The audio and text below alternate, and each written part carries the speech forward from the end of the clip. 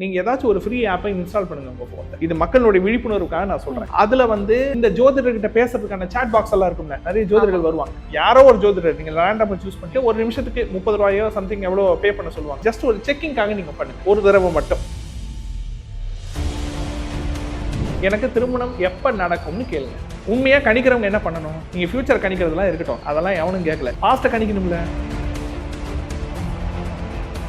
டெஸ்டிங்காக என்னதான் சொல்லுது பார்ப்போம் அப்படின்னு சொல்லிட்டு நாங்கள் ஒரு ஜாதகம் போடுறோம். ஒரு ஜோதிடர், யாரோ ஒரு ஜோதிடர் ரேண்டமாக ஒரு ஜோதிடர் வர்றாங்க.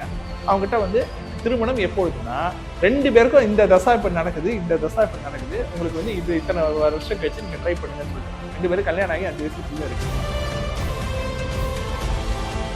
நடந்து முடிஞ்ச விஷயத்த கணிக்கிறது சரியா தப்பா, நம்ம சொல்றது கேட்கறது சரியா தப்பான்னு கூட கணிக்கிறதுக்கு உங்களால முடியல அப்படின்னா நீங்க ஃபியூச்சரை கணிக்கிறது எப்படி நம்புறது? அவ்வளவுதான் என் கேள்வி.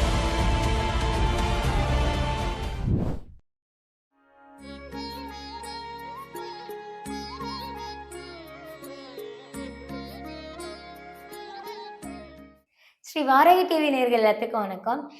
எனக்கு நிறைய டவுட் இருக்கு. பட் வந்து அதுக்கு ஏன்னா ஒரு காரணங்கள் இன்னும் தெரியல அப்படின்னு சொல்லிட்டு நிறைய பேத்துக்கு நிறைய விஷயங்கள் இருக்கும். அது மாதிரி தான் எனக்கும் நிறைய விஷயங்கள் வந்து டவுட்டாவே இருக்கு. ஸோ அந்த விஷயத்த சூப்பரா தெளிவா நமக்கு சொல்றதுக்கு தான் ஒரு சூப்பரான கெஸ்ட் நம்ம கூட இருக்காங்க. டிஎன்ஏ விஷால் சார் அவர்கள் வெல்கம் பண்ணிடலாம். வணக்கம் சார். வணக்கம்.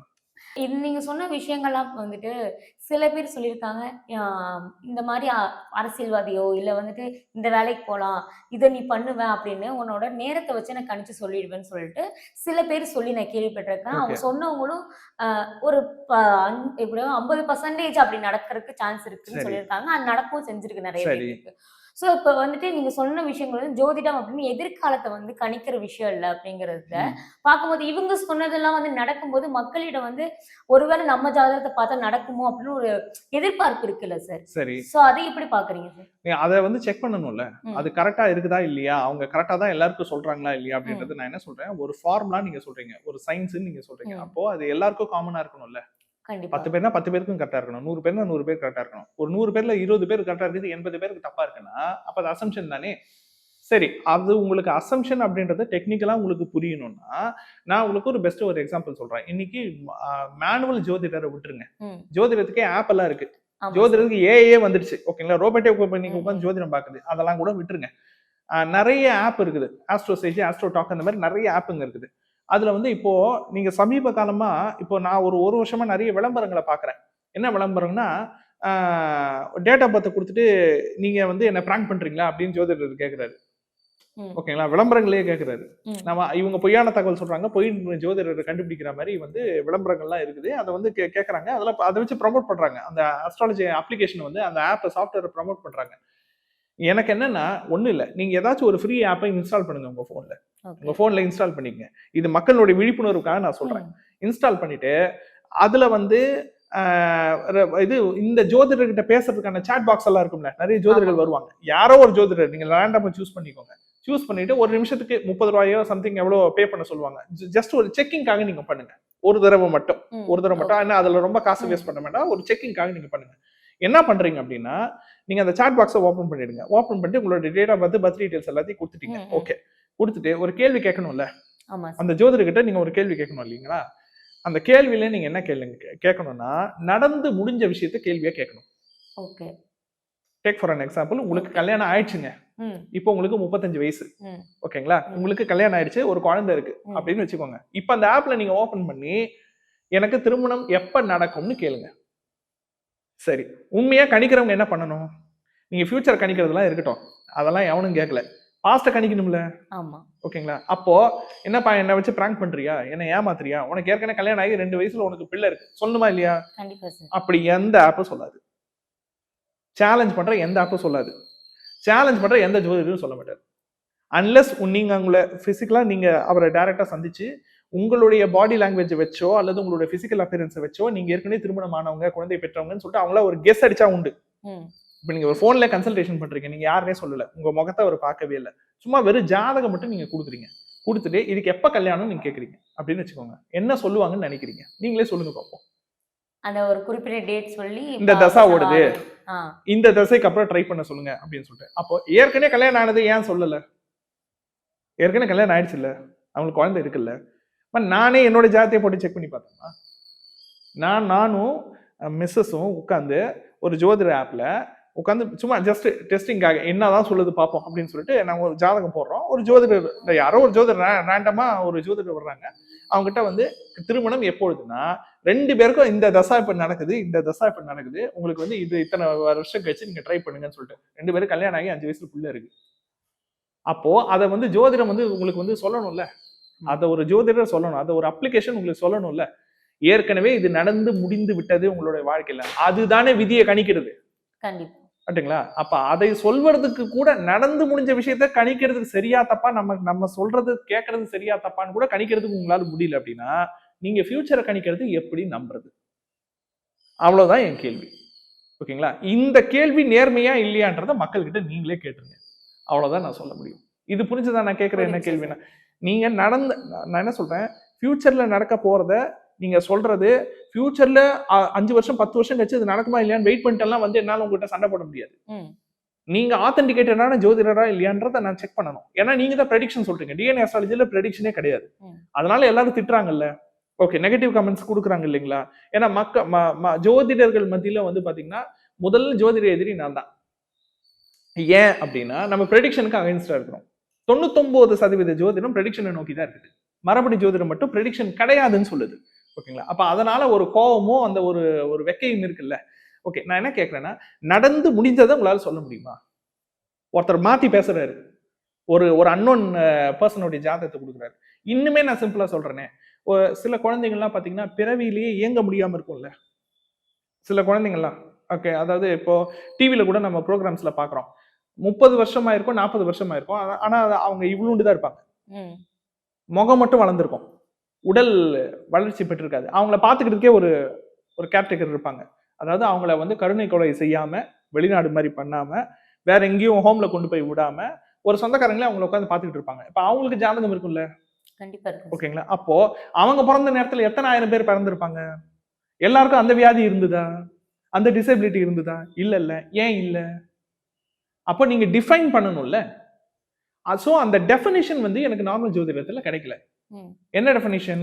ஒரு காமன் சிமிலாரிட்டி இருக்குன்னா இந்த ஃபார்முலா அப்ளை பண்ற எல்லாருக்குமே அதே தான் இருக்கும் அப்படின்றது ஒண்ணு இருக்கணும். இல்லையா யூனிக்னஸ் ஆகுது இருக்கணும். யூனிக்னஸ் அப்படின்னா டிஸ்டிங்விஷ் பண்ணணும். ஒரு ட்வின்ஸா இருந்தாலும் நீங்க வேறுபடுத்தி காட்டணும். இந்த ஜாதகத்துக்கு இப்படி, இந்த ஜாதகத்துக்கு இப்படி, இதுல வேறுபடுறாங்க அப்படின்னு நீங்க வேறுபடுத்தி காட்டணும். அது ஒண்ணு, அந்த டிஸ்டிங்விஷும் பண்ண முடியல, காமன் பேட்டர்னும் இல்ல. அப்போ ப்ரெடிக்ஷனுக்கு இது ரெண்டுமே இல்லைன்ற போது நம்ம எப்படி அதை ஏற்க முடியும்? ஏன்னா கொஞ்ச நெஞ்ச வருஷம் நான் தெரியல, ரொம்ப வருஷம் பல ஜோதிடர்கள்கிட்ட நான் பேசியிருக்கிறேன். ஓகேங்களா? அது வந்து ஒரு 200-300 ஜோதிடர்கள்கிட்ட நான் பேசியிருப்பேன் இந்த சிஸ்டம் நான் ஃபாலோ பண்ணி ரிசர்ச்ல எடுக்கிறதுக்கு முன்னாடி. ஓகேங்களா? அது பேசிட்டு நம்ம நிறைய புக்ஸும் நம்ம தேடுவோம், நிறைய விஷயங்களும் நம்ம தேடுவோம். தேடி கடைசியில எங்க வந்து முடியுதுன்னா அசம்ஷன்ல தான் வந்து முடியுது. ஓகேங்களா? அசம்ஷன், உங்களோட இன்ட்யூஷன், அது உங்களோட இன்ட்யூஷன் பவர் வந்து கரெக்டா இருக்கணும். கரெக்டா இருந்தா அது வந்து கரெக்டா வேலை செய்யும், இல்லைன்னா வேலை செய்யாது. அந்த இடத்துல வந்து முடியுது. அப்ப இன்ட்யூஷன் வச்சு சொல்லணும்னா அதுக்கு ஜாதகமே படிக்க தேவையில்லையே. கண்டிப்பா. ஓகேங்களா? தெய்வ உபாசனைன்னு இறங்கி இல்லாம, மாந்திரிகம் பண்றது, குறி சொல்றது அப்படி இறங்கி இல்லாம, அதுக்கு நீங்க ஜோதிடத்தை சயின்டிபிக்கலா போய் டிகிரி வச்சு நீங்க படிக்கணும்ன்ற அவசியமே கிடையாது. நிறைய இருக்குது, நிறைய அனுபவம் இருக்குது. சார், பரிகாரங்கள் அப்படிங்கிற ஒரு விஷயம் வந்துட்டு ஜாதகத்துக்கு மட்டும் இல்லாம, எனக்கு நேரம் சரியில்ல, எனக்கு நிறைய பேர் வந்து உன் பேரு வச்சிருக்கிறத வச்சுதான் உன்னோட வாழ்க்கையை கணிக்க முடியும், உன் பேரு நல்லா இல்லைன்னா உன் வாழ்க்கையே நல்லா இருக்காது அப்படின்னு சொல்லி கேள்விப்பட்டிருக்கேன். ஓகே, ஒருத்தவங்களோட ஜாதகத்தை தாண்டி பேர் அப்படிங்கிற ஒரு விஷயம் காமனான ஒரு விஷயம் தானே. அதை வச்சு என்னோட எதிர்காலத்தையும் என்னோட வாழ்க்கையும் நடக்கிற விஷயங்களையும் வந்து எனக்கு பேரு தான், உன் பேரு நல்லா இல்லாதனாலதான் இதெல்லாம் நல்லா இல்லை அப்படிங்கிறாங்க. சோ அது உண்மையா சார்? சரி, பேரை வச்சு ஒருத்தவங்க வந்து நல்லா இருக்கும், இந்த பேர் இருக்கிறதுனால நல்லா இல்லை அப்படின்னு சொல்லிட்டு சொல்றாங்க. சரி, அது உண்மைன்னா அந்த பேரு வந்து இவங்க சூஸ் பண்றாங்கல்ல, அந்த சூஸ் பண்றது எங்க இருந்து எடுப்பாங்க இந்த ரெஃபரன்ஸை? இப்போ டேக் ஃபார் அன் எக்ஸாம்பிள், ஒரு பேர் வைக்கிறதுக்கு பல விதமான ரெஃபரன்சஸ் இருக்குமா? நியூமராலஜிஸ்ட் கிட்ட போய் காசு கொடுத்து அவங்க பேரை சூஸ் பண்ணாலும் சரி, இல்ல அவங்களே ரேன்சமா ஏதாச்சும் ஒரு பேரை வந்து சூஸ் பண்ணாலும் சரி, ரெஃபரன்ஸ் வந்து அவங்க ஏற்கனவே இருக்கிற டேட்டால இருந்து எடுக்க முடியும். இல்லாத ஒரு பேரை உருவாக்கலாம் முடியாது. ஓகேங்களா? நெட்ல வந்து சாம்பிள் பேர் நிறைய தேடுவாங்க, அதுல நிறைய வரும். தூய தமிழ் பேர் இருக்கும், இல்ல அவங்களோட ரீஜனல் லாங்குவேஜ்ல ஏதாவது பேர்கள்லாம் இருக்கும், சமஸ்கிருதம் கலந்த பேர் இருக்கும், சான்ஸ்கிரிட் கலக்காத பேருங்க இருக்கும், நிறைய இருக்கும். ஓகேங்களா? பிராகிருதத்திலையும் பேர்கள் இருக்கும், அதாவது சான்ஸ்கிரிட்டும் பாலி மொழியும் கலந்ததுன்னு நினைக்கிறேன், எனக்கு எக்ஸாக்டா தெரியல. இப்போ இந்த மாதிரி ரீஜனல் லாங்குவேஜ்ல மட்டுமே வைக்கக்கூடிய சுத்த பெயர்கள் இருக்குது, சான்ஸ்கிரிட் கலந்த பெயர்கள் இருக்குது. இந்த மாதிரி பெயர்கள் பல விதப்படும். இந்த மாதிரி பார்த்து எது செட் ஆகுன்றத நியூமராலஜி வச்சு சூஸ் பண்ணி வைக்கிறவங்க ஒரு விதம். இன்னொரு விதம் இருக்கும். எப்படின்னா அவங்களோட ஆன்சிஸ்டர்ஸ் பேரே வைப்பாங்க. இன்னமும் வைக்கிறாங்க. நிறைய ஃபேமிலியில அந்த பட்ட பேர்னு வைப்பாங்க இல்லையா, குல பேர்னு வைப்பாங்க இல்லைங்களா, இல்ல குலதெய்வத்தோட பேர் இருக்கும். ஒண்ணு குலதெய்வத்தோட பேர் இருக்கும், இல்ல அந்த அந்த ஃபேமிலிக்கே ஒரு ஹீரோவா காட் ஃபாதரா ஒருத்தர் இருந்திருப்பாரு, அவருடைய நினைவாக அவருடைய பேரை வைப்பாங்க. எப்படி இந்த கபூர் ஃபேமிலின்னு இருக்குல்ல, பாலிவுட் ஆக்டர், அவங்க பாத்தீங்கன்னா அந்த ஃபேமிலியில எல்லார் பேரும் வேற வேற வேற வேற வேற வேற, ரிஷி கபூர், சோனி கபூர், அந்த கபூர், ஒவ்வொருத்தவங்களோட பேர் வேற. ஆனா எல்லாத்துக்கு முன்னாடி இந்த கபூர் அடையாளம் தூது. ஏன் எப்படி வந்துச்சு? முதல்ல ஒருத்தர் கபூர்னு ஒருத்தர் ஆரம்பிச்சாரு, அவருக்கு முன்னாடி யாரும் கபூர்னு வச்சிருந்திருக்க மாட்டாங்க. ஓகேங்களா? அப்ப ஃபர்ஸ்ட் அவர் தான் ஃபேமஸ் ஆனவர், அவர் தான் ஐகான், அவர் தான் ஐடென்டிஃபிகேஷன் டேக், முதல்ல புரட்சி அவர் தான் பண்ணது. ஓகேங்களா? அப்ப அதனுடைய நினைவாக பேர் வைக்கிறாங்க. இந்த மாதிரி பட்ட பேருன்றது எல்லா குடும்பத்திலயும் வைப்பாங்க. குலதெய்வத்தோட பேர் வைப்பாங்க, இல்ல மூதாதையரோட பேர் வைப்பாங்க. இது ஒரு விதம். ஓகேங்களா? இது இல்லாம இன்னொரு விதம் இருக்குது பேர் வைக்கிறதுல. என்னன்னா, ஒரு பெரிய ஆள் இருப்பாரு, ஓகேங்களா, அவருடைய இன்ஸ்பிரேஷனா பேர் வைக்கிறது. ஓகேங்களா? ஒருத்தர் வந்து தன்னுடைய பேருக்கு பின்னாடி நான் வந்து பல வருஷத்துக்கு முன்னாடி சந்திச்ச ஒரு நியூமராலஜி சம்பந்தப்பட்ட நபர் தன்னுடைய பேருக்கு முன்னாடி அம்பானின்னு சேர்த்துக்கிட்டாரு. ஓகேங்களா? எதனோட இன்ஸ்பிரேஷன்? முகேஷ் அம்பானியோட இன்ஸ்பிரேஷன். ஓகேங்களா? சரி, ஆனா நான் என்ன கேட்க வரேன்னா, முகேஷ் அம்பானி யாரை பார்த்து அந்த பேர் வச்சாரு? அவர் மத்தவங்களுக்கு இன்ஸ்பிரேஷனா இருக்கிறாரு. அவரு அந்த பேர் வைக்கிறதுக்கு முன்னாடி அந்த அந்த அம்பானின்ற பேரு எங்க இருந்து எடுக்கப்பட்டது? இல்ல எய்தர் ஒரு ஜெனரல் டேக்ல இருந்தோ ஒரு ஜெனரல் பேர்ல இருந்தோ தானே எடுத்திருப்பாங்க. சரி, அப்போ அந்த பேர் வந்து அவர் பிறக்கிற டைம்ல பவர்ஃபுல்லா இல்ல. அந்த நபர் புகழ் பெற்றதுக்கு பிறகு, அந்த நபர் பிசினஸ்ல சக்சஸ் ஆனதுக்கு பிறகு, அந்த நபர் உலகத்திலேயே இந்தியாவிலேயே பணக்காரரான பிறகு தானே அந்த பேர் ஃபேமஸ் ஆச்சு. ஓகே, அப்போ அந்த பேருக்கான அந்த பவர், பேருக்கான அந்த ஃபேம், அந்த பேருக்கான வேல்யூ பேருனால மனுஷனுக்கு வந்துச்சா, மனுஷனால பேருக்கு வந்துச்சா? இவ்வளவுதான் என் கேள்வி. நீங்க குலதெய்வத்தோட பேரே வைக்கிறீங்க. ஆக்சுவலா குலதெய்வம்ன்றது யாரு? நம்மளுடைய ஆன்செஸ்டர்ஸ் தான் குலதெய்வம். ஏன் அவங்களை தெய்வமா கும்பிடுறோம்? யாருமே செய்ய முடியாத ஒரு விஷயத்தை அவங்க சாதிச்சிருப்பாங்க. அது வந்து ஏதாச்சும் ஒரு போர்ல உயிர் தியாகம் பண்ணதா இருக்கட்டும், சண்டை போட்டு ஜெயிச்சதா இருக்கட்டும், யாரும் ராஜாவா இருப்பாரு, இல்ல ஊருக்கே காவல்காரரா இருந்திருப்பாரு, அவர் காவல் தெய்வம் ஆயிடுவாரு. ஓகேங்களா? ஒரு தண்ணியே வராத ஒரு இடத்துக்கு தண்ணி கொண்டு வந்திருப்பாரு. ஃபர்ஸ்ட் வயல்களை உருவாக்கி இருப்பாங்க. அந்த மாதிரி சிவிலைசேஷனுடைய ஆரம்பமா அவங்க இருந்திருப்பாங்க. அதாவது அதுதானே சாதிக்கிறது. ஒரு விஷயத்த யாருமே பண்ணது கிடையாது. ஃபர்ஸ்ட் ஒரு விஷயத்தை இறங்கி அதுல வந்து என்ன ஆபத்து இருக்குமோன்னு தெரியாம ஃபர்ஸ்ட் இறங்கி எக்ஸ்பெரிமெண்ட் பண்ணி ஜெயிச்சிருப்பாங்க பாருங்க. அவங்க தான் ஃபர்ஸ்ட் டேக்கா கொண்டாடப்படுவாங்க. கரெக்ட் தானுங்களே? நம்ம இவரு மாதிரி, இசை புயல் மாதிரி. அப்போ அந்த டேக் வந்ததுக்கு அப்புறமா அவங்களோட பேருக்கு ஒரு அட்டென்ஷன் கிடைக்கும். அதுக்கப்புறமா தான் அந்த பேருக்கு மரியாதையே. இப்ப இவங்க என்ன பண்றாங்க, அந்த கிரேஸ்ல அவருடைய பேரை நிறைய பேருக்கு வைக்கிறாங்க. பேர் வைக்கிறதால மட்டும் அவங்களாயிட முடியுமா? இவ்வளவுதான் என் கேள்வி. அப்போ பேருனால நமக்கு வேல்யூ கிடையாது, நம்மளாலதான் அந்த பேருக்கு வேல்யூ. ஓகேங்களா? அப்போ நம்மளுடைய ஆறான்னு ஒண்ணு இருக்கு பாருங்க, நம்மளுடைய வைப்னு ஒண்ணு இருக்கு பாருங்க, அதுதான் அந்த பேருக்கான அந்த வைப்.